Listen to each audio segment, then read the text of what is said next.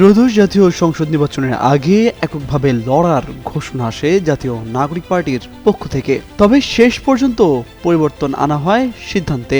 নানা নাটকীয়তার পর বাংলাদেশ জামায়াত ইসলামীর সাথে জোট বেঁধে নির্বাচনে জয়ী হন দলের 6 প্রার্থী। চলতি বছরের শেষ দিকে হতে পারে স্থানীয় সরকার নির্বাচন। এবারও ভোটের লড়াইয়ে একাই নির্বাচনের ঘোষণা দিয়েছে জুলাই অভ্যুত্থানের নেতৃত্ব দেওয়া তরুণদের এই দল। তবে শেষ পর্যন্ত তারা তাদের সিদ্ধান্তে অনড় থাকবে কিনা এটি বড় প্রশ্ন। যদিও বিএনপির বিরুদ্ধে ভালো ফলাফলের প্রশ্নে জোটের নেতাদের সিদ্ধান্ত পর্যবেক্ষণের কথা জানান এনসিপির নেতারা। এদিকে স্থানীয় সরকার নির্বাচন সামনে রেখে মুখোমুখি জামায়াত ও এনসিপি, বিশেষত সামাজিক যোগাযোগ মাধ্যমে একে অপরকে বিদ্ধ করছে সমালোচনায়। ঢাকা দক্ষিণ সিটিতে আসিফ মাহমুদ বনাম সাদিক কায়েম জোরদার করেছে মুখোমুখি অবস্থানকে। এর মধ্যে স্থানীয় সরকারের বিভিন্ন পর্যায়ে 100 প্রার্থীর নাম ঘোষণা করেছে এনসিপি। অন্যদিকে মাঠে নেমেছে জামায়াত প্রার্থীরাও।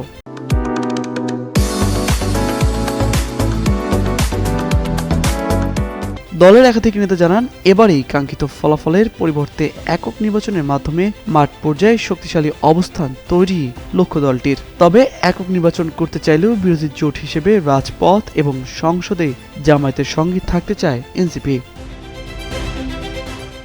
দলের স্থানীয় সরকার নির্বাচন পরিচালনা কমিটির চেয়ারম্যান ও উত্তরাঞ্চলের মুখ্য সংগঠক সার্জিস আলম জানান, এখন পর্যন্ত এককভাবে নির্বাচন করতে চায় এনসিপি। যখন প্রার্থী নির্বাচন করে তখন সে যদি পরাজিত হয় তারপরও সেখানে একটি সাংগঠনিক ভিত্তি তৈরি হয়। মাঠ পর্যায়ের নেতাকর্মীরা মুখোমুখি অবস্থানে থাকবে, যার প্রভাব জাতীয় পর্যায়েও কিছুটা পড়তে পারে জোটের ক্ষেত্রেও।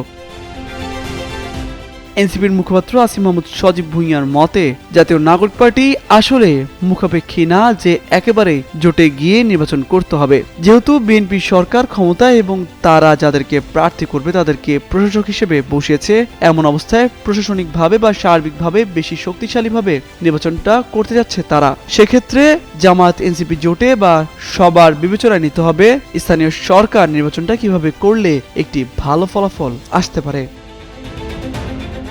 তামজিদ মির্জা, যুগান্তর নিউজ।